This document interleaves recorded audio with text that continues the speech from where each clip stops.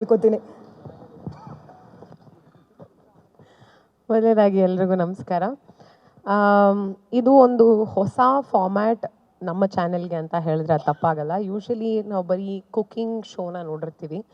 ಆದರೆ ಇಲ್ಲಿ ಅಡುಗೆ ಜೊತೆಗೆ ಅಡುಗೆ ಮಾಡೋರಿಗೆ ಒಂದಷ್ಟು ಕಾಟಗಳು, ತೊಂದರೆಗಳು, ಅಡಚಣೆಗಳಾದಾಗ ಅವರದ್ದು ಎಲ್ಲನವನ್ನು ಮೀರಿ ಸಕ್ಕತ್ತಾಗಿ ಅಡುಗೆ ಮಾಡಿ ಜಡ್ಜಸ್ಗೆ ಬಡಿಸ್ಬೇಕಾಗತ್ತೆ. ಪಾಪ ಅದನ್ನು ನಮ್ಮ ಜಡ್ಜಸ್ ಚೆನ್ನಾಗಿದ್ರೂ ತಿನ್ನಬೇಕಾಗತ್ತೆ, ಚೆನ್ನಾಗಿಲ್ಲದೆ ಇದ್ರೂ ಪಾಪ ಟ್ರೈ ಮಾಡಬೇಕಾಗತ್ತೆ. ಅಂದರೆ ಸುಲಭ ಇಲ್ಲ ಅವ್ರು ಅಡುಗೆ ಮಾಡೋದು. ಆ್ಯಂಡ್ ಏನೋ ಎಲ್ಲರಿಗೂ ರುಚಿಕರವಾದ ಅಡುಗೆನ ಮಾಡಿ ಬಡ್ಸೋಕ್ಕಾಗಲ್ಲ.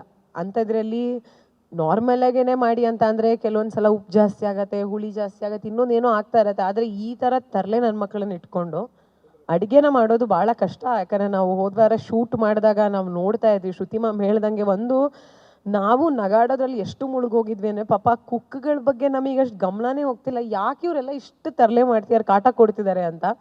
ಅದ್ರ ಮಧ್ಯದಲ್ಲೂ ಅವರು ತುಂಬ ಚೆನ್ನಾಗಿ ಅಡುಗೆ ಮಾಡಿ ಬಡಿಸಿದ್ರು. I think that is the creativity part of this show ಅಂತ ನಂಗೆ ಅನ್ಸುತ್ತೆ. ಎಲ್ಲ ತೊಂದರೆಗಳ ಮಧ್ಯೆ ಮಾಡೋದು. So ಹಿಂಗಿರುತ್ತೆ format. 10 ಜನ ಕ್ವಾಟ್ಲೆ ಕೊಡೋರಿದ್ದಾರೆ, 10 ಜನ ತುಂಬ ಚೆನ್ನಾಗಿ ಅಡುಗೆ ಮಾಡೋರಿದ್ದಾರೆ. At the end of the day ಎಲ್ಲವನ್ನೂ ತಡ್ಕೊಂಡು ಪ್ರತಿ ವಾರ ಚೆನ್ನಾಗಿ ಅಡುಗೆ ಮಾಡಿ ಚೆನ್ನಾಗಿ ಬಡಿಸಿ ಜಡ್ಜಸ್ ಹತ್ರ ಬೇಷ್ ಅಂತ ಅನ್ನಿಸ್ಕೊಂಡು ಯಾರು ಕೊನೆ ವಾರದವರೆಗೂ ಉಳ್ಕೋತಾರೆ ಅವರು ಕ್ವಾಟ್ಲೆ ಕಿಚನ್ನ ವಿನ್ನರ್ ಆಗ್ತಾರೆ.